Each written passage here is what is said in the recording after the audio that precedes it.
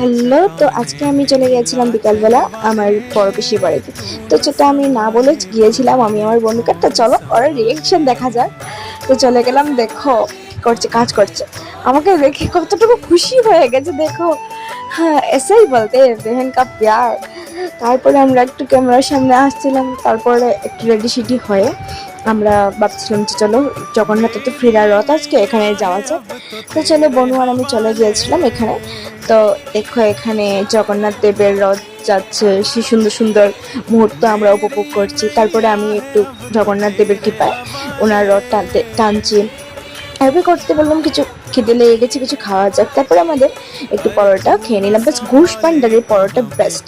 তারপরে একটু ডাক্তারটা দেখিয়ে নিলাম আমরা, হোমিওপ্যাথিক ডাক্তার। তারপরে আইসক্রিম খেয়ে ঘরে এসে গেলাম। বাস ঘরে এসে দেখি টাইম 8:30 বেজে গেছে, কীভাবে আমরা বলতেই পারি না। তারপর কোনো লালমোহন আমাকে লালমোহন খেতে দিচ্ছে, যাই হোক। তারপরে খেতে খেতে আমরা ঢং করছি, ঢং ছাড়া আমরা থাকতেই পারি না, যাই হোক। তারপর আঙ্কেল চিপস খেয়ে নিলাম, তারপর ভুজিয়া খেয়ে নিলাম, সব কিছু খেয়ে নিলাম। তারপরে পিসি রান্না করছে, ক্লিপ করে নিলাম। তারপর রাত্রে খাওয়া দাওয়া করে বাই বাই।